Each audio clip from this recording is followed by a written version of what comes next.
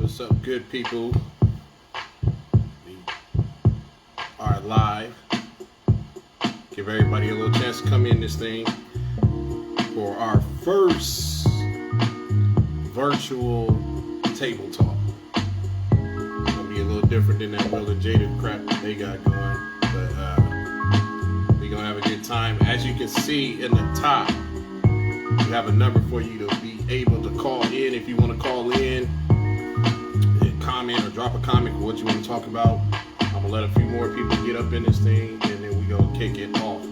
And if you can't see the number is 209-803-7129. While you coming in, why don't you just drop a comment, let me know who in the building. Sonia, I see you. If you got any topics you want to talk about relationship wise, you can drop them in the comments and we can touch on it. Now, I'm not saying I'm a relationship expert, but I have messed up a lot, so we can talk about some of those mess ups. Talk about relationships and stuff going into 2021, how different it is. What's up, Sonia?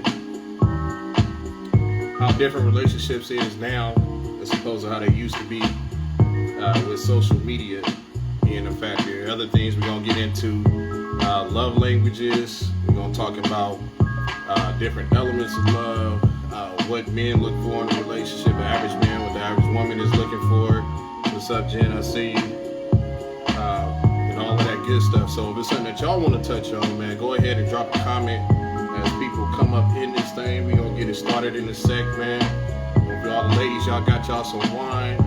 Fellas, hope y'all got you something to sip on.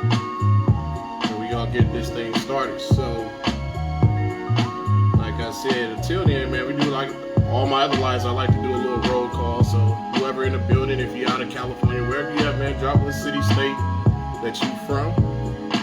Let me know. Let me know who all in the building, because all I can see is the numbers going. Some of y'all I don't even see come in this thing. So let me know who all in the building so I can shout y'all out and we get this whole thing started. What's up, Tiff? What's up, Sonia? Communication between couples and friends. I got you. We're going to talk about that. We're going to get into all of that. What else we got? Okay. Shreveport, that's what's up, man. Shreveport, that's cuz over here. What's up, cuz? Louisiana all the way in the building. That's what I'm talking about. Jen, what's up? We got San Francisco in the house. That's what I'm talking about. Water. Glad to hit me on the side with that one. I'm a little slow. See who else we got in this thing? We got about 14 people. Miss Donna, I see you. What's up, Donna? See you in the building. Thank you for chiming in. See who else we got in this thing, man. Got some nice little old school, classic R&B music playing in the background when cats actually used to care about singing. But who else we got? Who else we got in the building? I know it's a little delay in the comments again. Once we get this thing started, if you want to call in, there's a number you can actually call in. Yeah, we done upgraded a little bit for the 2021. 209-803-7129. You can call in and I'll pick up and we'll see what you want to talk about. The number also is in the comments. Well, not in the comments, but it's at the top of this thing. So, yeah, if you want to chime in, call in, go ahead and do that. Miss Denise, what's up? I see you. Welcome. Who else we got in here? There's a couple people. I see the number going up, but I don't see how many people is in here or where y'all from. So I'm gonna pose an opening question for y'all, and then we're gonna talk about it. What do y'all think is the most important thing in a successful relationship? What's the most important thing to you before we get into this thing? What's up, Toya? I see you all the way. We got New York in the house. We got a couple of we kind of countrywide out here tonight. But so we're gonna go ahead. What is the most important element in a successful relationship to y'all? We're gonna go ahead. I'm gonna pose that question. Let y'all drop y'all comments. Communication. I see you. agree with that. I'm gonna test the water, see what y'all feel about it, then we're gonna get in there. So far, it's like clouding everybody for me. Trust. Okay, I got communication, I got trust. Another communication. Okay. Respect. Okay. Agree with Tiffany, so that's another communication. Risa, I see you got Callie in the house, Callie representing. So, waiting on some more comments to drop before we get into it. So we think right now this communication is running away with. We got another one for trust from Alicia. So we got communication, trust, respect. Those seem to be the three so far. Most important element or thing in a successful relationship: honesty, got you, protection. Okay, that's what's up. That is what's up. Lying about things. Support, because I have so many businesses, and that's another thing we're gonna get into, because I think like in relationships, what you do as a profession, it can affect the relationship with somebody. Like, you know, as far as somebody dating an entrepreneur, we got Vallejo in the house. Somebody dating an entrepreneur or a business, somebody that owns a business versus somebody that doesn't, or some, you know, that can cause some friction. The same thing with dating somebody that got kids and somebody that don't have kids. That's an adjustment. So yeah, we're gonna get into all of that, man. Talk about it. Like I said, I'm not a relationship expert, but I think dating has changed dramatically with social media and stuff like that. So I'm gonna give a couple more people drop a comment. What y'all think is the most important element in a successful relationship? Go ahead, drop a comment. Wait about a couple more minutes, then we're gonna get into it, give y'all my perspective, and then romance. Okay, I see. So we got a couple of elements. I want to know the most important thing before anything else. What is the one thing that if this relationship or your relationship don't have this, man, it is not gonna work? What is the one thing that is a deal breaker, limit reacher, line crosser? Yeah, definitely gotta have God in there, especially if you religious and non-religious people. You might want to add that to it, but yep.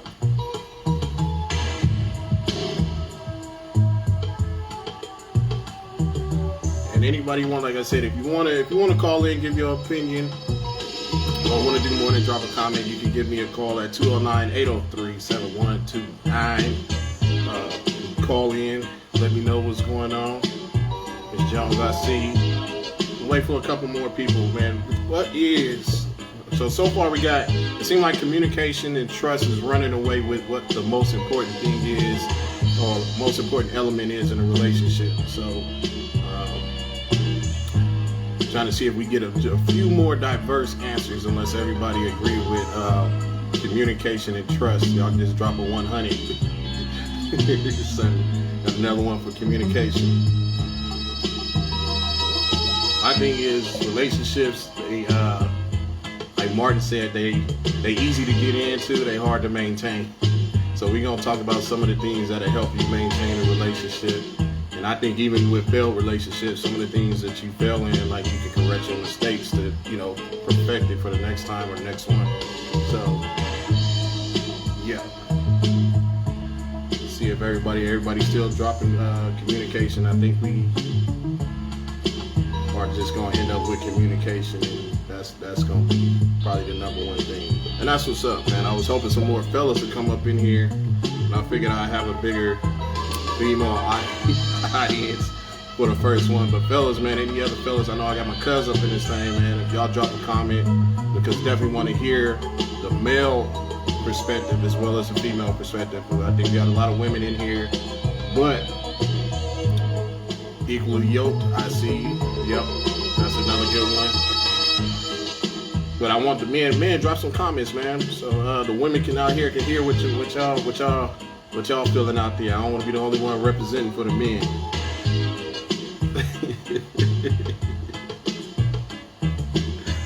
But I do think if you ask me personally, I think that communication is the most important thing in any successful relationship. I don't think there's no such thing as over communicating. Compatibility, yep, definitely. But communication, without communication, that's like the foundation to the relationship. The communication and everything that you do, it'll help develop everything else. I think one of the problems, a lot of relationships you see now, like recently, or not even recent, in the recent past, when I say that, like the last 10 years since social media and stuff is enhanced, like people fall in lust and they don't fall in love, and they don't give love time to develop, because relationships ain't easy, you know. If they was easy, it'd be a whole lot more successful ones than ones that aren't successful. And I've decided to do this, one, just to show a little bit of diversity in what I do, you know what I'm saying, as an entertainer. It's not just limited to comedy or playing music, or like just sit down and just have a powwow with people on a serious tip, you know. But like I said, communication is, to me, the most important thing in a relationship, because it's one of those things that you can build upon. If there's no communication, you're gonna find yourself assuming, because you're not knowing really what the other person is trying to say, trying to do, or where their head is at. And a lot of people, for some reason, I mean, it's easier said than done, but a lot of people choose not to do it. I am one of the people. One of the things that I used to do in past relationships, my communication sucked. And I noticed once I did a self-evaluation, which is something a lot of people don't do in relationships, I had to sit back and think about, in my failed relationships, like, what did I do to contribute to it not being successful? And communication was one of those things, because in my personal experience, I wouldn't communicate things, and I'm still working at it now, but I wouldn't communicate things with whoever I was dealing with, because a lot of things I felt that the person I was dealing with should have just knew off the gate, you know, or I'm thinking it may be common sense to me, but it's not common sense to them. And I didn't really take that into consideration. And when you don't communicate like that, then it leaves a door open for assumptions. Oh, I thought you was going to do this for me, or I thought you meant for me to ask this, you know. And when you start assuming stuff like that, that's a recipe for disaster, because when you assume something, it is what it is. It's an assumption. It's not true, it's not false, it's not factual. So when you assume something, it plays with your mind, and then when you react to your assumption, what's up, Malika? I see you. What's up, Mateo? When you react to your assumptions, man, that can just cause all kind of drama in your relationship. So simulation partners, self-love. Exactly. That's what's up, Lauren. So right now we talking about communication, like being the key, because without communication, without successfully communicating with your partner, man, then it just widens the door for you to assume. And when you assume things, and this was, like I said, one of the issues that I had in past relationships, I would assume things and not really realizing that what I was thinking was the truth, was an assumption. I would react to it. So when you start reacting to assumptions, or you assume somebody, when I say assumptions, being detrimental, it could be you assuming that somebody doesn't care, assuming that somebody don't want to be bothered, or assuming somebody wanted to be left alone when they really didn't want to be left alone, assuming somebody didn't want to talk when they really wanted to talk. And so because you don't communicate that with your partner, like it just widens the door for disaster. Tim said, I want something on the table, be truthful about it. At that moment, we'll deal with it. And that's easier said than done, man. Like, and I agree with you 100%. But I think in a lot of relationships, like people are afraid to be honest with whoever they with. Some people are afraid to just, like some people they rather lie or keep things to themselves, or tolerate stuff, you know what I'm saying, until they reach a limit, instead of telling your partner, like, hey, when you do this, it bothers me. You know what I'm saying? So like, and that's a lot of things. I think that's one of the things a lot of people need to get better at, man. Like just being honest, and then the honesty, it goes right into the communication part. When you communicate, be honest while you communicating. Hey, baby, I don't like my eggs cooked like this. Like, so that's why you're throwing it away. But not just being honest, and saying, like, you know, I'd rather you know what I really feel, instead of me sitting here being neglected because I'm trying to just stomach something because I thought I can tolerate it, and I really can't. and it's just a build up, and then you find yourself when you have a major blow up, you end up bringing up all of those little things that you should have brought to the forefront anyway. Comprehension is the key, because you can communicate, but the person may not comprehend what you say, and that's what's up, Malika. And that's the other thing. When you do communicate, successful communication is involving two people that actually come to a compromise, comprehend, can understand each other, see transparency, and that's a part to the communication part, which is really like a lot of people when they do communicate. And when I say communicate, let's just keep it 100. When you argue in a relationship, most of the time, a lot of people will come and they just want to put their point across without understanding the other person's point of view. And if you can't do that, then it's like it's a pointless. It's just a debate, and it ain't gonna go nowhere. But if you go into a debate or argument, or a discussion, community, however it is that you're talking with the person with the intent of saying, I got a problem with this, you got a problem with that. Let's meet in the middle. Let's compromise. Let's figure out why this is happening, and then let's come up with a solution on how to stop it. Then that's successful communication, comprehension, and understanding, and coming to a compromise. Problem with that is a lot of people, when they get into an argument with the other person that they're dealing with, it ain't no compromise. It ain't no comprehending. It ain't no give and take. And it's like you really got to think about, like, whoever you dealing with, are they actually worth you? You know what I'm saying? Saying like, even though I'm accustomed to doing this one way, I'm gonna go ahead and I can see how you would take what I do that way. You know what I'm saying? And that kind of goes to like when you're dealing with somebody, if something is minor to me but major to you, I can't treat it like it's minor or it's not important. You know what I'm saying?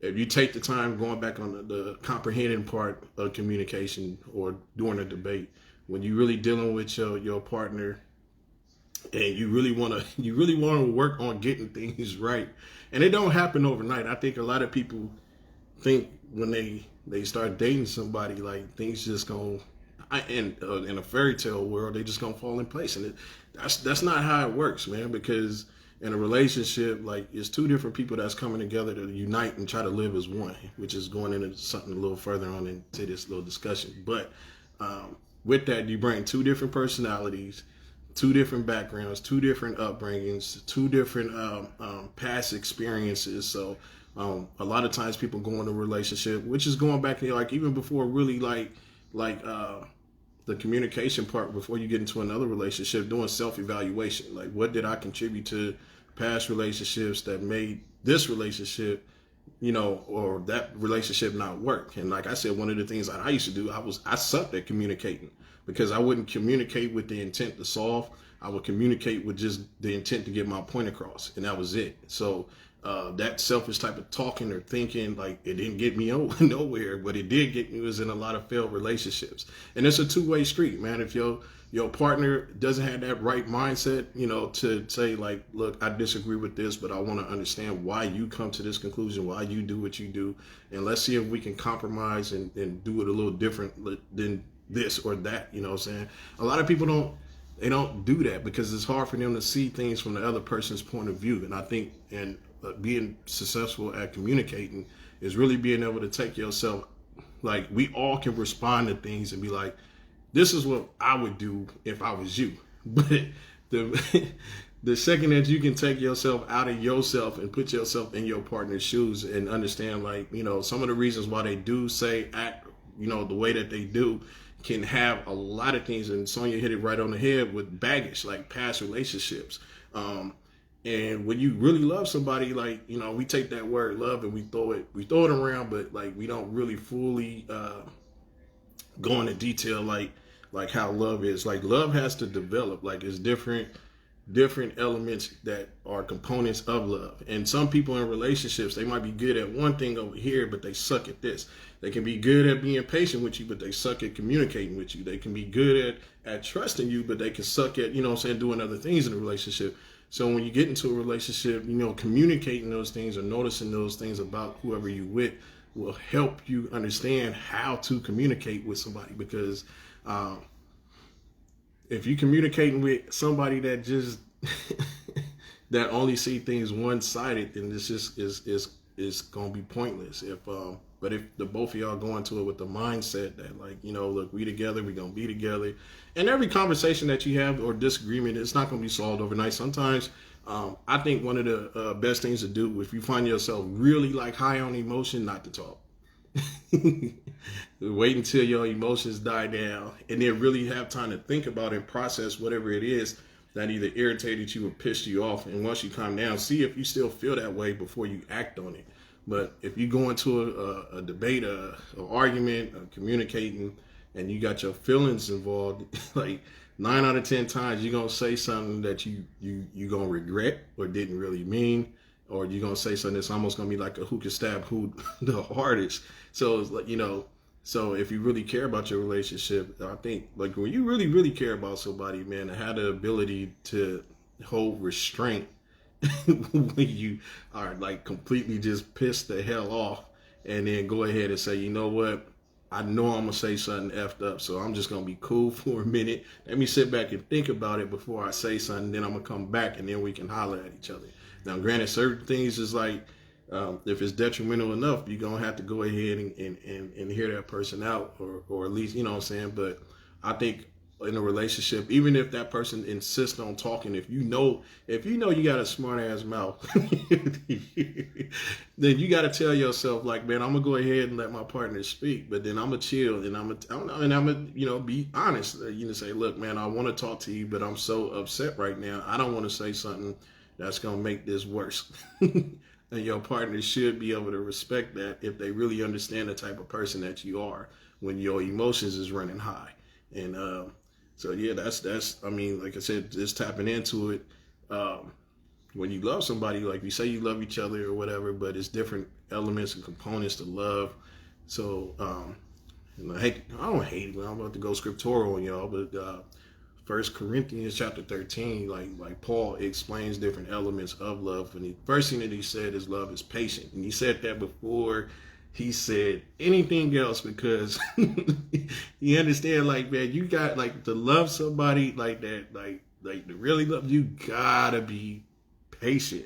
You're not patient, then you're not gonna be able to do anything else. Everything else is it kind of relies on you being patient. Like the things that work your nerves, like you can't, like, and when you love somebody, when you go into it, like, you got the things that you good at, they got the things that they good at. Nobody is the same, so it's like things that you want your partner to get better at. You really gotta be patient with it, even though it's frustrating at times. You gotta be patient with the person that you're dealing with if it's worth it to you. If it's not worth it to you, again, you need to communicate that, and then maybe you shouldn't have got in this relationship. But which is another thing, even rewinding, like a lot of the relationships that people get into now, I think society kind of got us like expecting instant gratification and stuff like that, and it don't work that way, man. I think like dating websites and stuff, I wouldn't recommend it, because it's almost like filling out a job application. Once you fill out a job application and then like you meet this person, then it's just like, all right, you expect this to just jump past the things that would have happened organically if you had to just ran into this person and met them and had conversation with them instead of sending messages and DMs and stuff like that. Like, I think it plays a difference in getting to know somebody, shooting a DM or text versus actually talking on the phone or seeing them in person, seeing the reactions to stuff that they see, and their mannerisms, womanisms, like all of that stuff. You can't see that when you're trying to interact or get to know somebody online. So, and because of that, it kind of fast forwards like everything in a relationship. But like I said, like it's different elements of love, and going into a relationship, like if both parties understand, it's like if it's 5 key components to a relationship, like communication, trust, honesty, all of this, and that kind of goes into like the love languages, which is like words of affirmation, physical touch, receiving gifts, quality time, acts of service. Like those are like 5 things that are really like key components in a relationship. But in most relationships, everybody, like with the love languages, like I can tell you mine right now. Of the 5 love languages, my favorite is words of affirmation. Like, I need you to let me know that you love me, you know. Physical touch, even if it's just, you know, a hug here and now, like that's what I like. And quality time, spending time with whoever I'm with uninterrupted, not with a group of people, not just just us doing other no, just me and you, and that's it. Now, if that's mine and my partner's love language is acts of service and receiving gifts, and I honestly I can care less about receiving gifts if you're not showing me that you love me. But I have to understand, like dealing with my partner, that's important to her. So even though it's not important to me, understanding my partner, that her love language is different from mine, like, and that's a form of communication too. Your love languages is understanding what each person likes in a relationship and what they like to do. So it's like, man, if you actually take the time to learn your partner, then you can go ahead and pay attention. And that's one thing that I didn't do in past relationships. I wouldn't sit here and really dissect and try to learn the love languages of the person that I was dealing with. I knew what I wanted, and it was like, if I don't get what I want, then I ain't gonna give you what you need. So, so that's like a recipe for disaster too, man. So I want to thank Rach, I see you. Thank you for chiming in. There's Karen, Kiwi, I see you. Yeah, so all the ones that everybody just came in here, we're talking about just key components in a relationship. What's the most important element in a relationship to you? Most of the people said communication, so we've been talking and kind of being on communication, and that's where we've been at. I mean, straight up, I appreciate that, Tim. Yeah, pride, a lot of that. So it's like, dude, like, I mean, I feel like, as a man, coming from the male point of view, like, I'm almost 40 now, right? So my way of thinking changed from being a teenage boy to a 20-year-old man to 30s, and now I'm going into my 40s. Like, the thought process changed. When I was, of course, as a teenager, you don't care. And then to be honest with you, in my early 20s, I got married at an early age. I got married when I was 21 and just didn't have a clue what to do and how to maintain it. And even the mindset in my 20s when I got married, it was like, it was short-lived, 2 years, and it crumbled.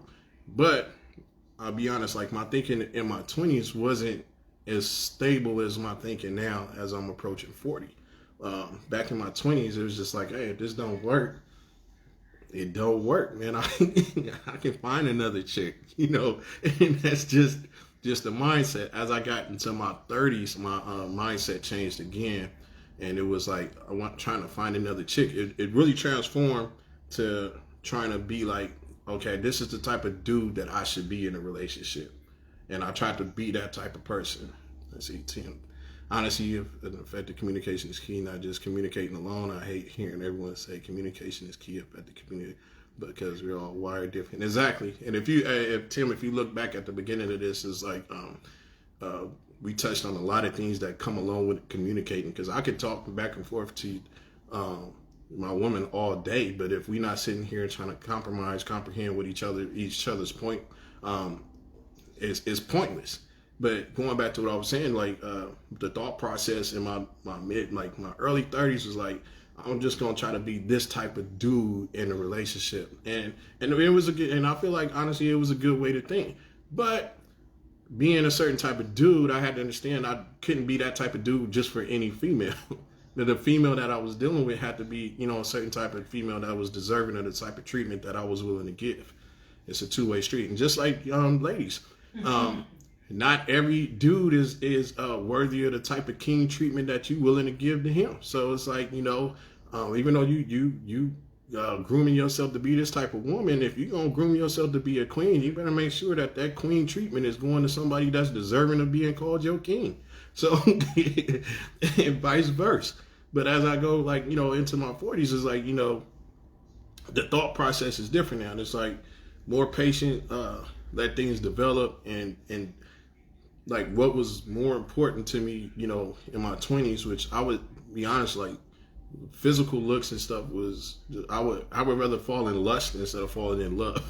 So the thought process now is kind of is different. It's like, what I'm saying, like looks is important to a certain extent, but I mean, if you're not intelligent, you're not supportive, if You not if you don't provide stability. You know, when I say stability, I don't mean that like in a financial sense, but in a peace of mind sense. Like you can be with somebody that can just completely destroy your peace, and that will affect you in almost everything that you do, man. And it's like your partner shouldn't even be like that. It's like, I believe like whoever you with in a relationship, it should feel that the feeling should always be, if y'all committed, like it's y'all against the world. If I feel like the world is coming at me and then I gotta come and deal with my chick getting at me too and adding on to it, and I didn't do nothing to deserve that, like that's not it. That's not gonna last long. But like I said, one of the things that in a relationship that we fail to realize is getting into a relationship. Each person got some strong points, and it's like you kind of look at it like an athlete. So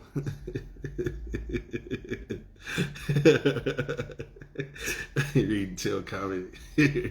But I mean, to be honest with you, going into a relationship, like it's a team, and it's like, or look at it like this,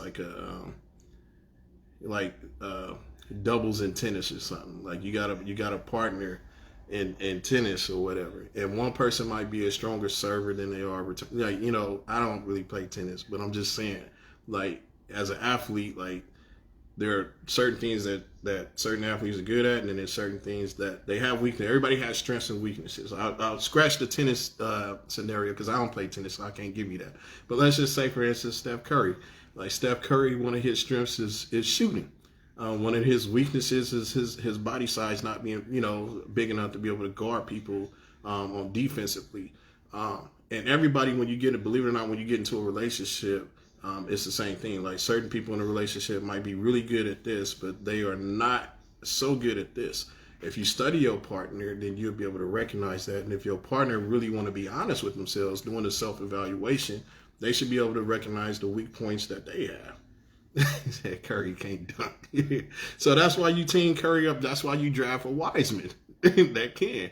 So as a team, it's like, to have a successful relationship, it's like where you weak, if your partner understand that and is stronger, I mean, it should blend together and be a compromise. It should be an exchange of positive energy. So he said, I'm leaving out good credit.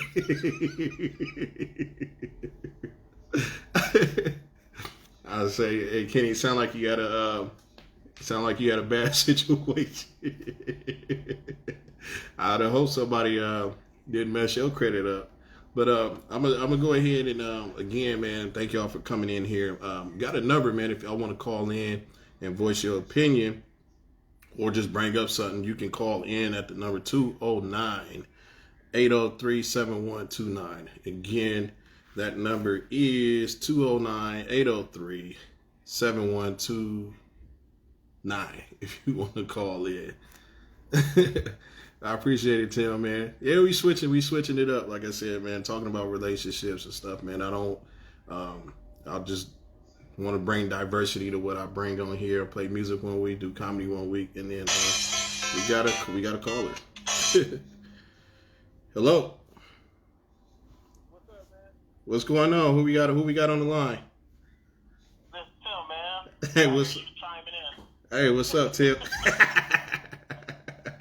What's going on, man? I love this type of conversation and talk. It's real healthy and positive. Appreciate that. Give me a second. I'm gonna plug you in so everybody can hear you on the live. Oh, okay. All right, try it now. Yeah. Can you hear me? Yep. Okay, man. I can relate a lot to what you're sharing as far as just kind of being able to learn and understand your partner. And I think that comes with maturity and time. And I really think it comes with me being married, of course. That comes with establishing that in your dating stage or being friends. Because a lot of times you think you know, and the more you mature, you realize you didn't know. But you find yourself in a relationship trying to rewind and go back and do those beginning stage things that you skipped to better understand each other so you can effectively communicate how that person wants to communicate, because me and my wife communicate differently. And being able to understand that and be intentional, like you said, like wanting to understand the other person. You know what I'm saying? Right. And I agree with you 100%, man. And I think, like, even with in the black community, like growing up, I wasn't taught that. You know what I mean? I was brought up in a single parent home, grew up in a house with 6 women. So becoming a man and understanding, I didn't have the chance to really witness what a successful relationship looked like. So, but you know, I've become accustomed to seeing, you know, failed relationships. So unconsciously, you take some of the habits of the things that you've seen being a product of your environment into new relationships, only to find out that it don't work. And then you should reach a certain age where, like, if something don't work repeatedly, it's like, all right, what's going on, what's going wrong, and what am I doing to do it? That's contributing to it being wrong. And that's why another reason why I wanted to do this, because it's not like I'm on here trying to say like I'm a relationship expert, but I do think that just sharing some of my personal experiences and thought processes, it'll help the communication, or at least give women like a different perspective on how the average male thinks or tackles certain things, you know, and maybe like increase the communication process. So that's really the whole, you know, point of doing this. But like I said, I mean, growing up, I think a lot of us, male and female, especially in the black community, didn't get a chance to really witness what a successful relationship looks like until we got into, you know, our own relationships, and then and then had to learn the hard way. So, well, well, you bring up a good point, because when you say we didn't get a chance to see a successful relationship, because there's a difference between authentic success and what appears to be, right? And I think, you know, I can honestly say there were male figures there, but I wouldn't necessarily say in my personal experience growing up that they were always healthy. You know, like, you know, I you know, my mom, I'm not gonna, you know, put business out there, but I've seen different stuff, you know, that I think my wife haven't had to see, you know, my family had to see or deal with. But to a certain extent, me learning how to deal with a woman, I'm learning firsthand from what I see and my wife teaching me. There's things I did 12 years ago. I look back now like, you an idiot. You don't do that to a woman. You don't say that to a woman. But that comes from not seeing that growing up. Women like flowers. Women like to be told special things. Women will say never mind. But when they say never mind, that actually means they really, really care. Like, you know what I'm saying? Like, learning different stuff like that. You know what I'm saying? Making them feel special. Those are the type of things I didn't see. You know, just being able to have a man that can at least provide a bill or contribute financially. So subconsciously in my mind, I do that well. I take great. My family can never say they lack financially. However, there may be 15 other things I lack. Right? That to me don't seem that important, because I wasn't taught that intentionally, and it took me screwing up in my current, you know, relationship and being able to see, well, you have a lot more that you need to learn. There was a lot that you were not taught. right. And how long you been married, bro?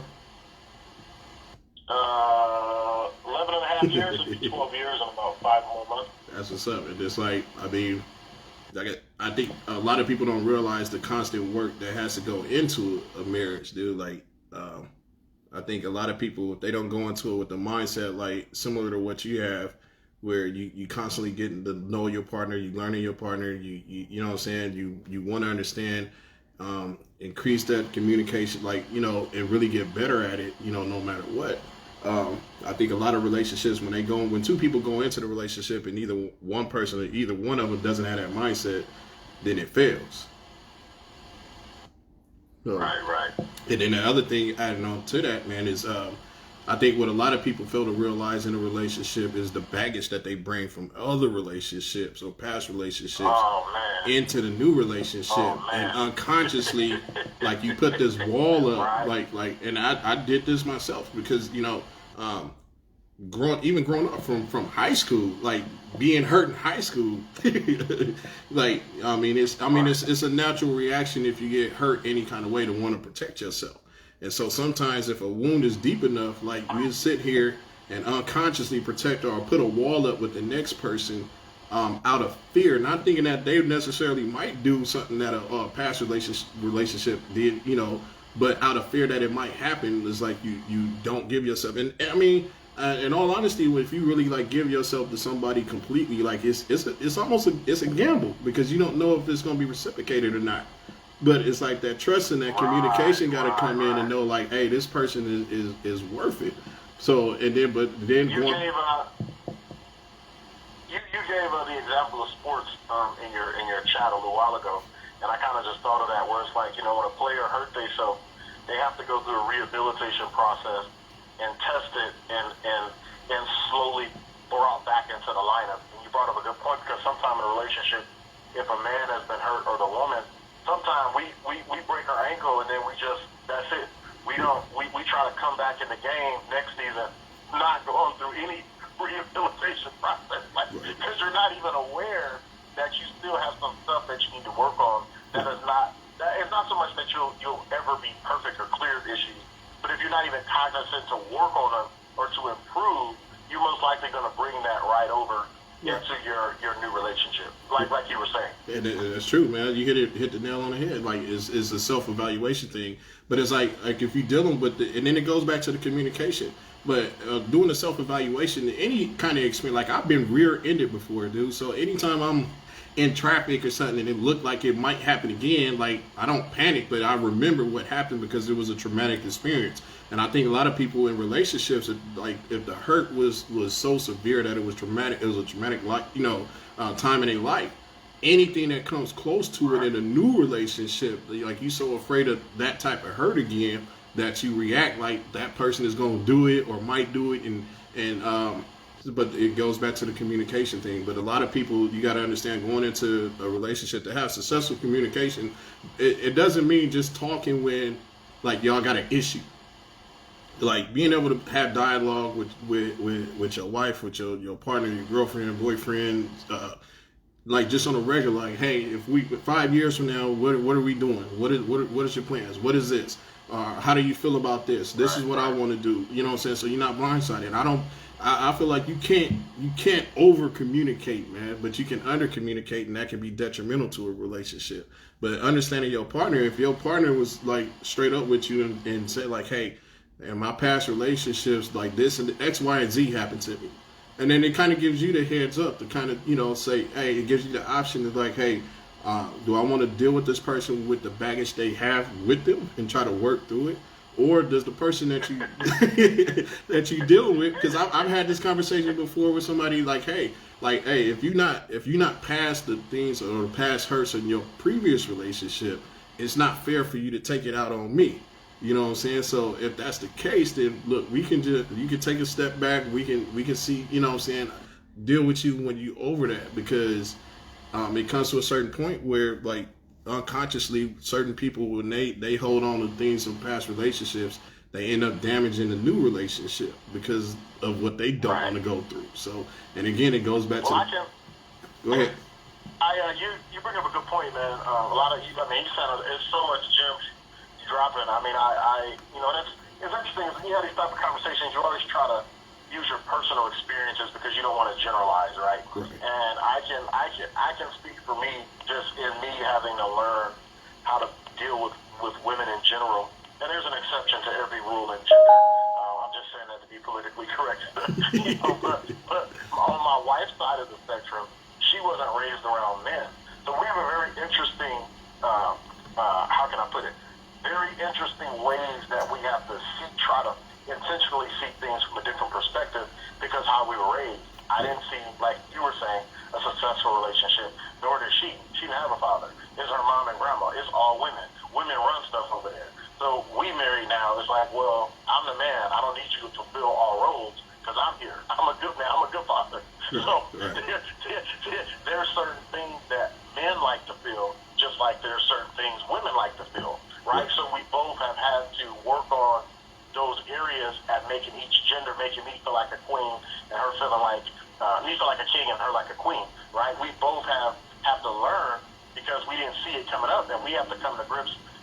This is not a fairy tale. This is not Cinderella. Whatever you think your ideology of a marriage or of a husband, whatever that is, I'm the reality. You're the reality of what? Like relationships have problems. They have challenge, they have struggle, but it is how you deal with it and how you respond to them. But you're on point, man. I thank you for letting me call in and just kind of challenge it. That's all good, bro, man. I appreciate you calling in, man. It's always a pleasure. Oh, man, and because of this chat and my experience, man, I just always love to jump on topics like this because it's really encouraging, especially when you're younger, just because you just be so quick to jump and do stuff because you just think you know, but you really don't. Like a lot of the stuff older people tried to tell me, I didn't making it relatable to me, right? By saying, hey, you want to get to know this person. You want to get to understand their background, their previous relationships, because all that is so important to who that person is and who they may change into. But you got to get counseling, and not just when things are bad, even when things are good, to better understand the person. Right.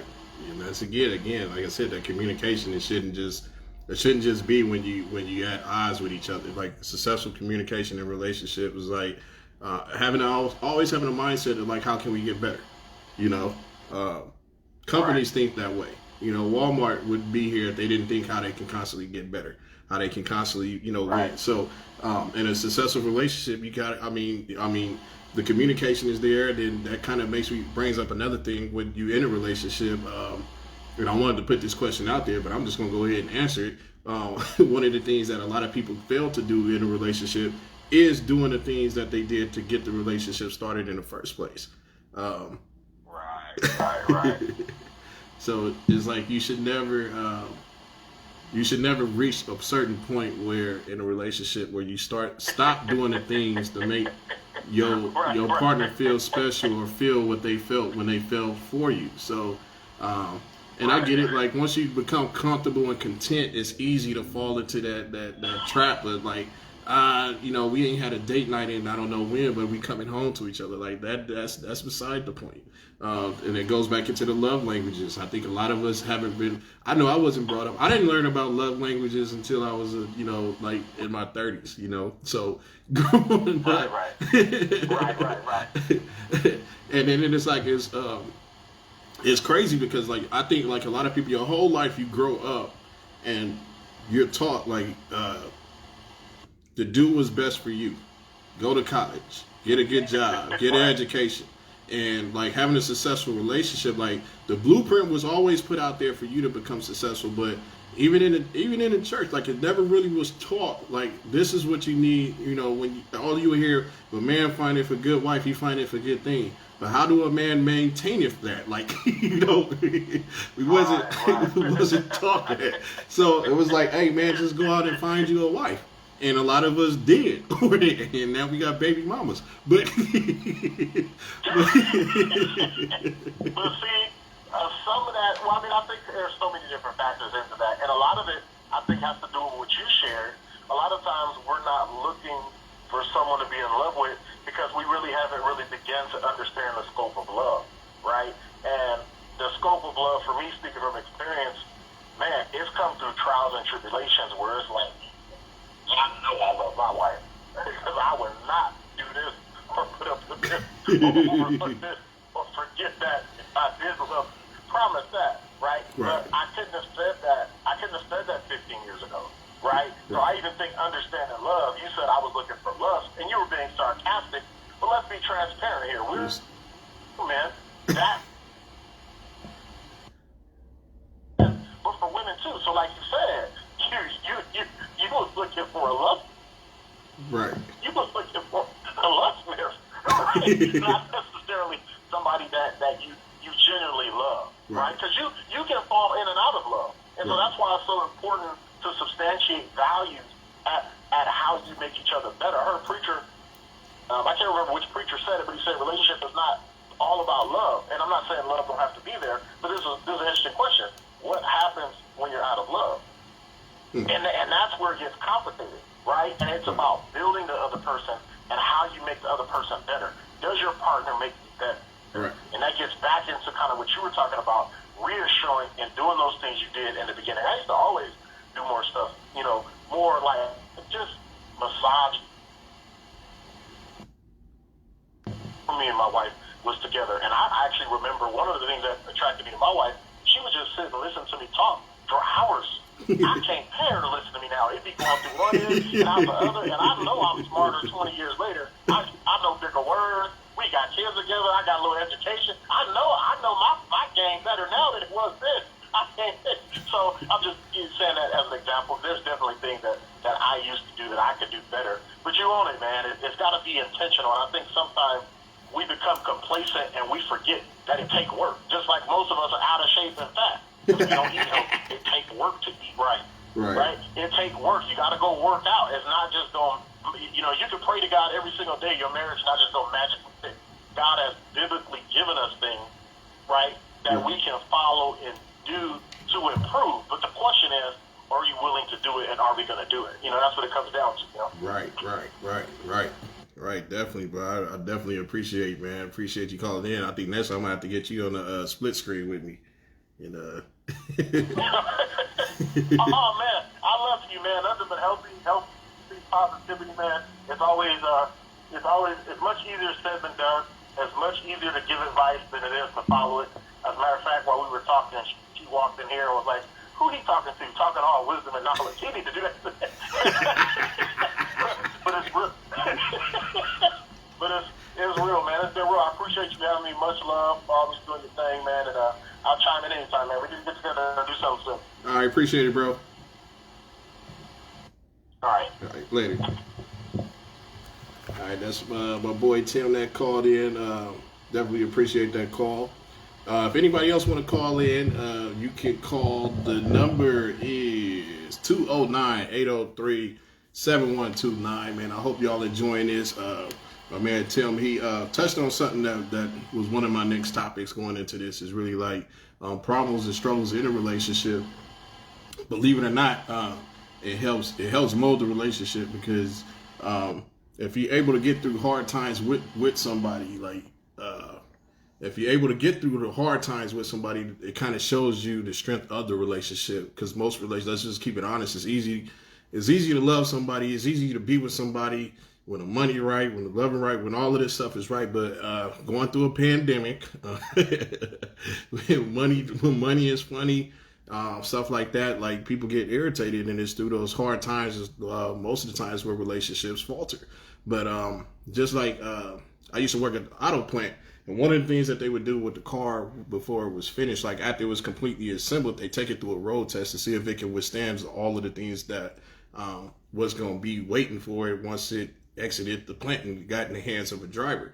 That mindset kind of transfers over to a relationship. When you get with somebody, like you understand like how strong the relationship is by the things that you can withstand. Now, when I say withstand thing, I'm not talking about like cheating or things like that, but I'm talking about just going into last year dealing with this pandemic. I know a lot of people, once they had to spend a lot of time at home with whoever they was dealing with, just flat out got tired of them. and a lot of relationships failed because, like, once they reached the hard times or the money and stuff changed and all of this, that amount of stress, a lot of relationships wasn't able to survive that. But I guarantee you that the relationships that was able to get through the pandemic and was able to thrive through it, even though it was hard, it's going to show and reveal to them how much, like, if your relationship can get through this pandemic, it's like going into 2021, it gives you a mindset. If we made it through that, man, what can possibly happen this year that would be more severe or detrimental than that could possibly tear us apart? That's actually a legitimate issue that relationships go through. But it goes to, saying that communication. Like, I know, like I said, like a lot of people, like when they get faced with adversity or whatever, that's when they clam up. That's when they don't talk or whatever. But to be able to feel like, going through a pandemic when finances is haywire, and a person that you're dealing with, you're able to sit here and communicate with them and say like, hey, this is what it is, and we're gonna make it through it. Man, that's a testament to how strong y'all relationship is. So, yeah, but things are different when stress of a job. And that too, that fed, like all of these things, like you right, Rach, all of these things when you're going into a relationship, like those are all things that just let's just be real. Like that's life. Like people die, family members die, people lose jobs, people get sick, older family members now, like or they'll be in a state where they need a 24-hour caregiver. Like now all of a sudden we got another person in the house, and then it's just like a whole bunch of things that really will test your relationship. So it's like it's vital that like in the dating stages, like you become like really acquainted with one another and understanding one another before you jump into a marriage with one another. So you already have a good idea. Like the dating part is the training part. You know what I'm saying?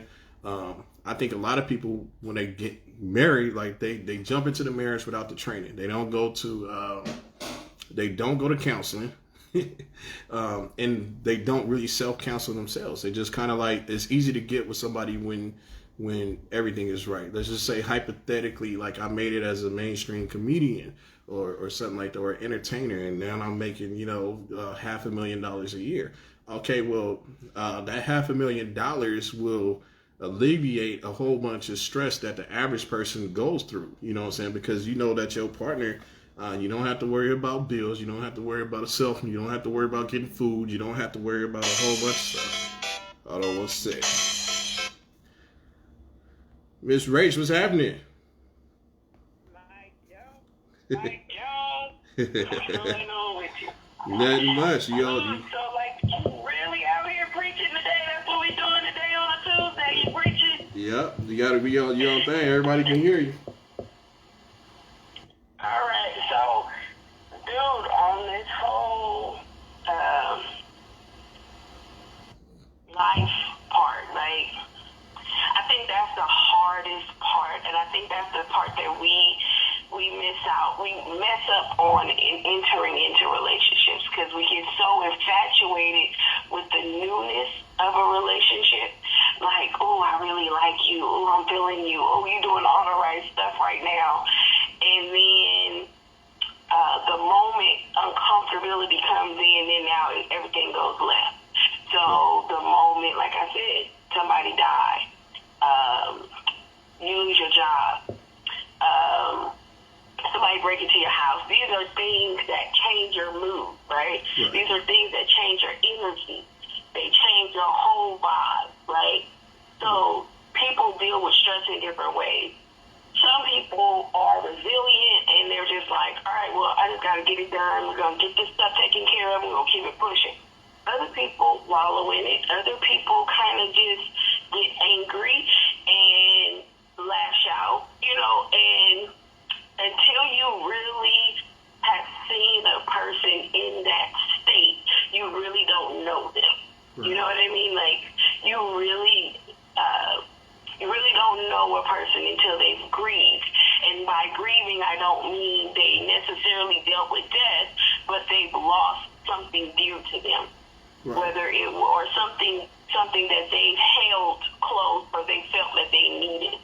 And that, I think, is where we get so excited and so caught up in the lust, because it be feeling good, you like it, and the fun, and it's great. Like, those things are the good times, and that's great. But I really liked what the young man Tim was saying. Love is not just about a feeling of oh, I love you. Love is about enduring and understanding that I love you unconditionally. So you love your kids when they get on your nerves. You love your kids. You know what I mean? Those things don't change. Your mama pisses you off, you still love her. You know what I'm saying? Those things don't change. But your spouse get on your nerves. He's like, I don't need this. Get out. And be quick to want to put somebody out, man.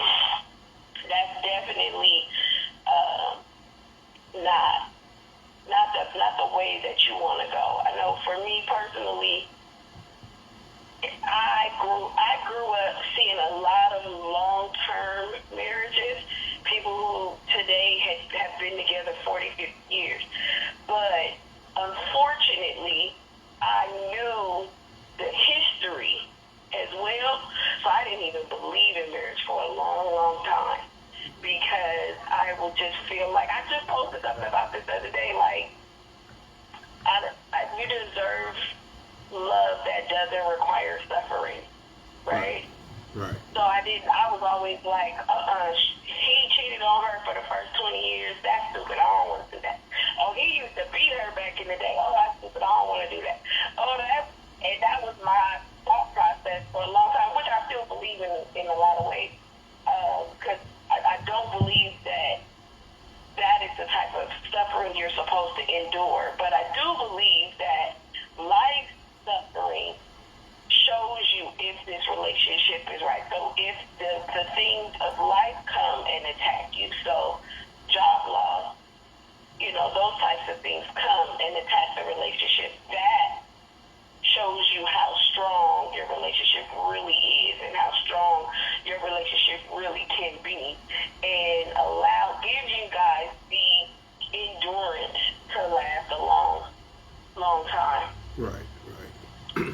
with you 100%. I think a lot of people, like it's easy, like I said, it's easy to love somebody when stuff is going right. It's hard to love somebody when stuff like when the shit hit the fan.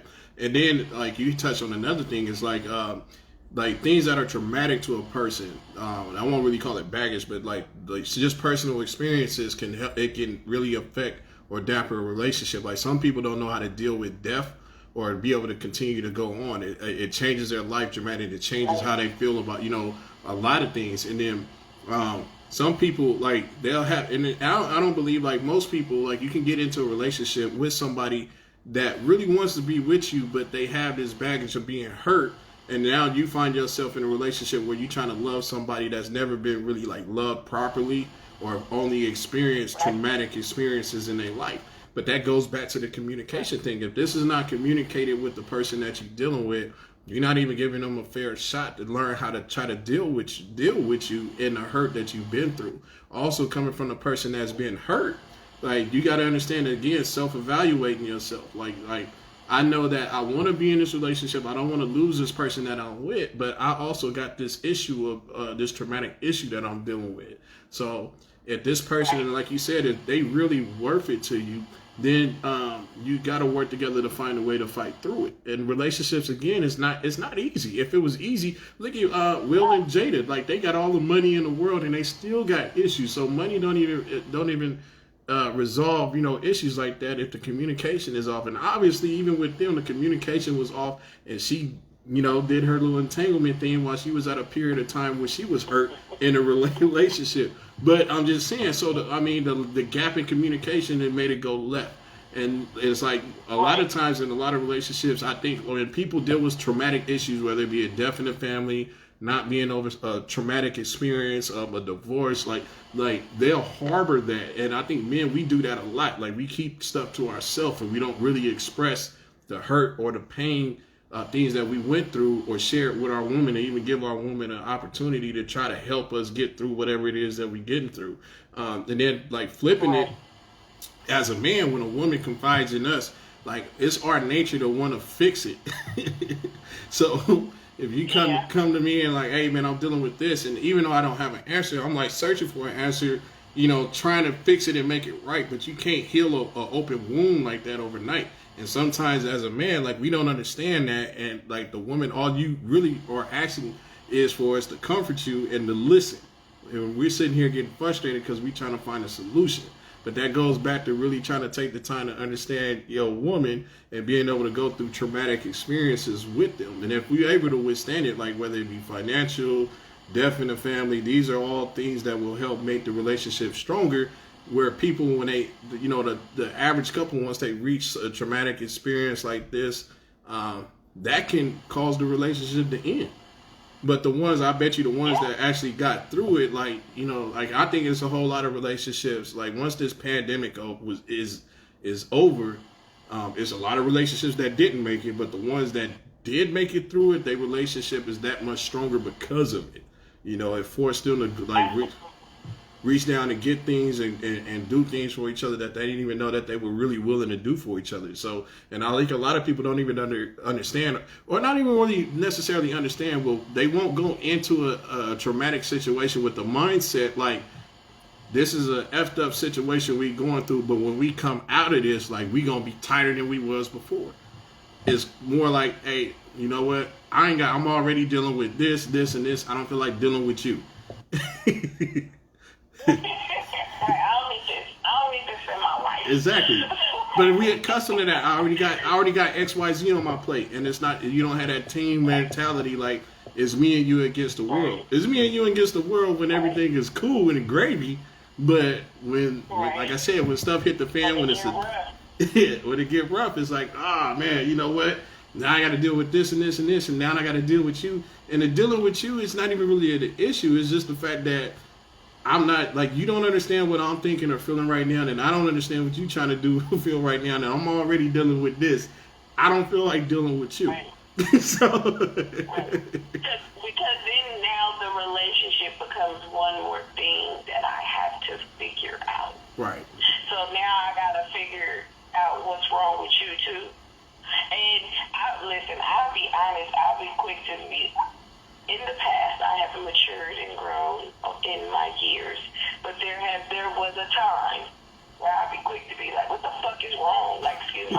but like, articulate your thoughts, sir. But okay, so you hit, but check this out. So you hit something else I want to talk about, which is like men honestly expressing their feelings. A lot of men have issues with that. Like we have issues with expressing our feelings, and I could tell you just one experience like that. A common experience for a man to confide in a woman and tell her something personal about him, and then the woman in a future altercation will bring up the thing that the man confided in her about, and use it against him. That's a weak point. Right. And that's a maturity thing that people do as a defense mechanism, right? And there's a lot to be said about growing up, seeing trauma, having it never being addressed, never really fully understanding the dysfunction that you truly grew up in. And so, like, I grew up in Oakland, right? And there were things that happened as a child that not everybody, but most people dealt with, right? Like, most people that I knew, either their dad wasn't around, their moms worked long hours or 2 jobs, so they got to kind of do what they wanted to do, which meant they were latchkey kids, or they got to, float around, because all you had to do was do your call-in at 3 o'clock to say, I'm home, and then you got until 6 before they get home, so you can do what you want. And that was normal. So I live where I live now, and my son's life is nothing like that. And I work full-time too. And his father is not in the picture. But his life is nothing like that. His life was all like, primarily because I was a horrible, horrible child. So I hovered a little bit for a while. But there were things growing up that I saw just in the streets, in my friends' families' houses, seeing my friends' parents, seeing my aunties and uncles that kids just probably shouldn't see. Right. Between fighting and tearing up cars and putting tires on flats and all just the dysfunction of growing up around toxic people, hurt people, right? If you don't realize that, like, you were 5 years old that day, like, a 5-year-old child should not see these types of things. Right. And I look at my kid now, and he's never been around any of that, with the exception of his father being absent. He's never been around any of those other toxicity that I grew up with. You know what I mean? And I didn't even realize that they were necessarily teaching me a negative way to respond, because I pop off quick for a long time. Like a long time. My response was like, well, what we doing? Like, I was never scared of dudes. Like, if we gonna fight, let's fight. Like, it was never a thing, but it was because of the environment that I grew up in, and it wasn't, intentional. No one said, okay, we're gonna show this little girl all of this violence. We're gonna show this little kid all of this crazy.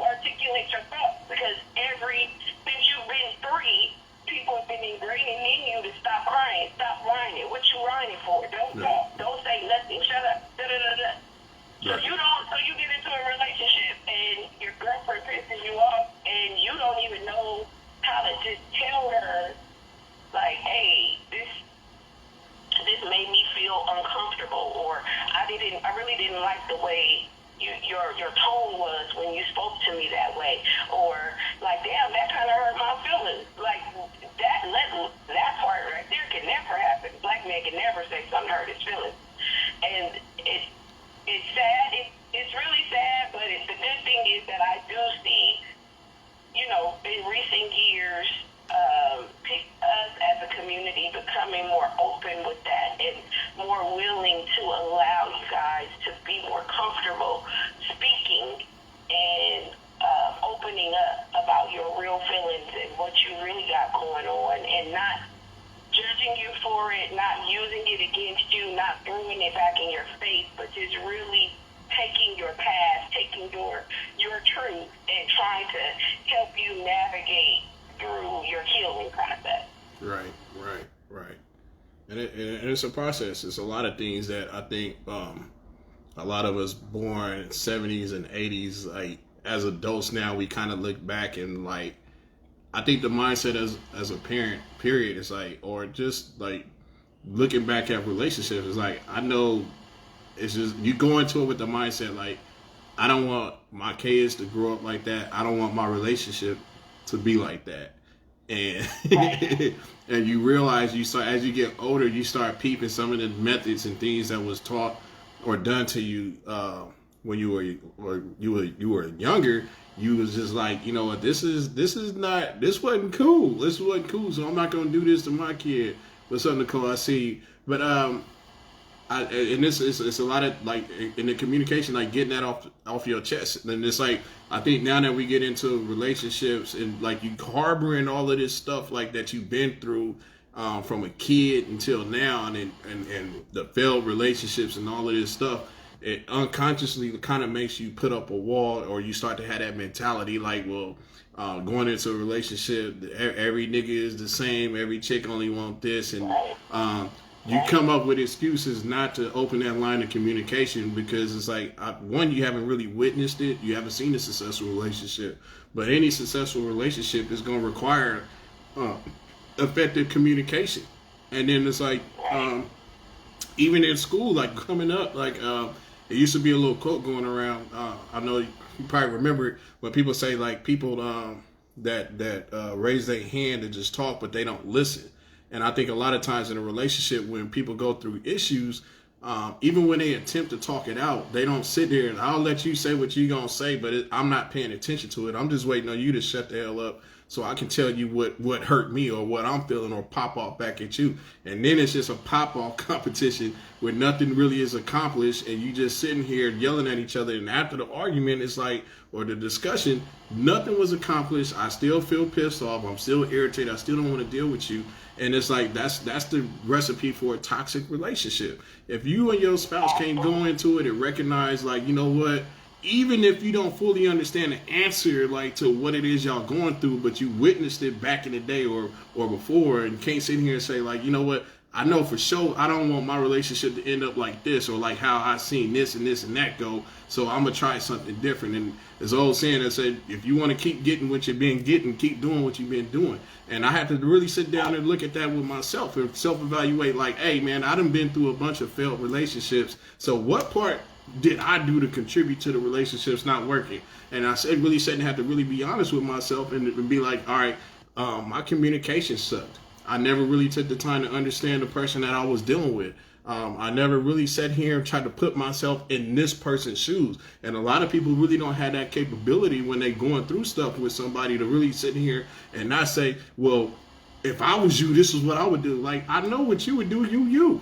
Like, but you not me. So why don't you take the time to understand who I am and why I come to the conclusion that I came up to. No, I didn't grow up like how you grew up. The way I grew up, this is normal to me. It's not normal to you, but it's normal to me. If your person that you're dealing with can understand that and really take the time to allow the chemistry to develop in a relationship, then you'll be able to withstand the storms. But if that chemistry ain't being developed, if that communication ain't there, like, anything can tear you apart. Death in the family, loss of job, pandemic, all of these things, if you're not able to really just be able to reach out to each other and say, hey, look, this is what I'm feeling right now, this is the plan, this is how I want to get out of it, or babe, if we do this, or what, if that's not the mentality going into a discussion, and people got to realize, I don't care who you stay with or whatever, if you around anybody enough, you bound to bump heads with them because y'all two different people, two different upbringings. Absolutely.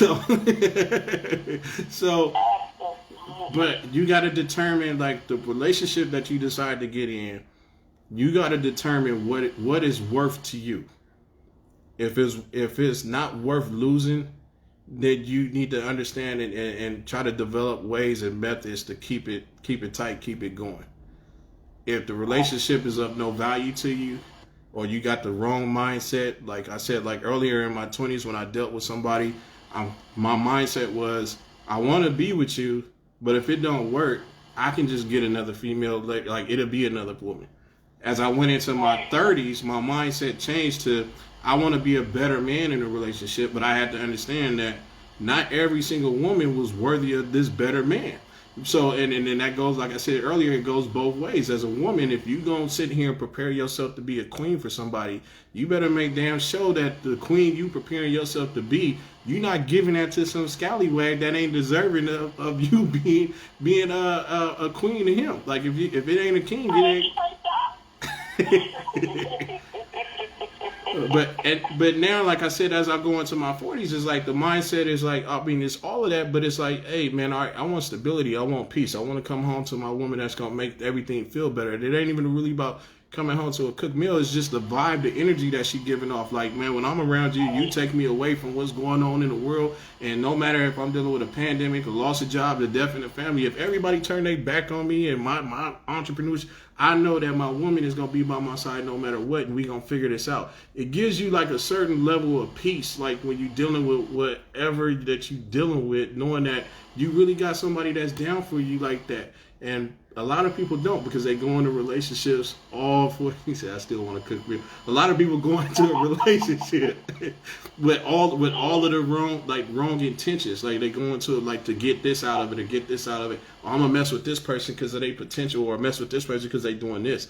But whenever they doing, if that disappear or they go through something where it affects them mentally, like, how strong is your relationship gonna be when you face with a storm? So.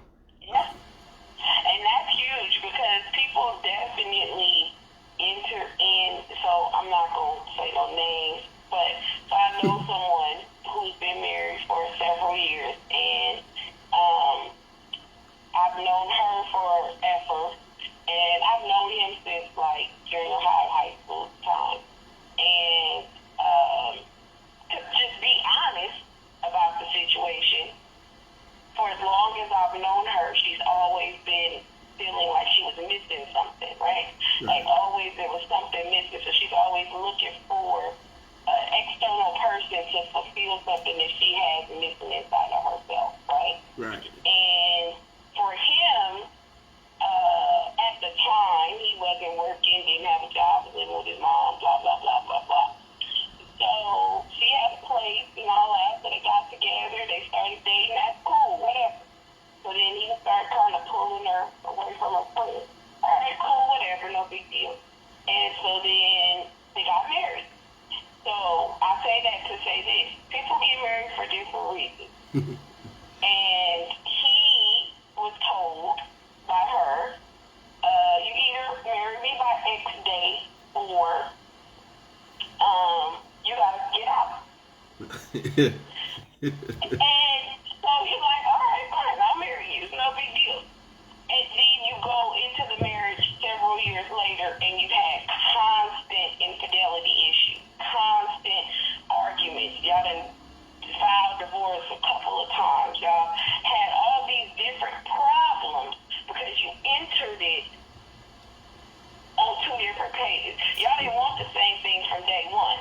Right. Same thing when people enter marriage on or enter relationships on foul situations. So like, you already married and now you're going to date this girl and I'm going to leave my wife and go be with her, but I'm not divorced. I haven't severed that relationship. I'm starting a whole new one while this other one is still pending. Now you have, you cannot walk into something when you're still connected to somebody else. You know what I mean? Right. So it's like when you walk into, when you make a decision to go into a relationship, marriage, whatever, y'all gotta be on the same page. This is why I said in the beginning, like, communication is huge, friendship is huge. Really listening to one another, understanding each other's wants, goals, and desires. These are the things that you really need to know up front. Some of those things may change as time goes by, right? The things that I'm doing today are not necessarily the goals that I had 10, 15 years ago. But you want to at least make sure the person that you're with is your core. And that's the person that you're willing to grow with. That's the person that is going to grow with you. They're not going to stay stagnant in a space. They're not literally, their mind and their physical is here, but their mind and spirit is somewhere down the street. That's not beneficial or conducive to a healthy or productive situation in any way, shape, or form. So, Right. it's a lot. Shout out to Mike Jones out here. Well, I appreciate you, Rach, calling in. I think I might have to hit that topic next week, man. Why do people get married? So, yeah. I'll talk to you later. All right, thanks for calling in. All right, good people. Man, I've been on this thing we went 20 minutes over. I was only supposed to be on here for a hot happy hour, but I want to thank all of y'all, man, for chiming in. It was definitely a cool little event that we put together, man. If y'all enjoyed this, man, go ahead and share this and come back. I think I'm going to go ahead and do this again next week. If you enjoyed it, go ahead, drop some comments, let your boy know. Hey, if you're feeling wealthy right now, man, my Cash App is on there too if y'all want to drop a little tip for this thing going on, if y'all really enjoyed it. I do appreciate all of y'all for coming in because I got big dreams for what I'm putting together, and this is just a stepping stone for things that I got to come in the future, and it's giving me practice. So I definitely appreciate y'all for coming on this live, interacting, all that good stuff, man. I definitely enjoyed myself tonight, man. So like I said, next week I'm gonna try to go ahead and do this again next Tuesday. If y'all enjoyed it, man, share the live. Try to get these numbers up, man. I'm trying to build the following up. So please continue this. Appreciate it, Sonya. If I got some topics or whatever, feel free to hit me in my inbox if there's some stuff that y'all want to talk about. Next week, like I said, I'm willing to bring people on screen, all of that, man. So again, I hope everybody enjoyed this. It was beneficial to each person, man. I want to thank Tim. I want to thank Rachel for calling in. This is your boy, Mike Jones. I am signing off, man. Peace and blessings to all of y'all. Stay safe out there, man. I'm out.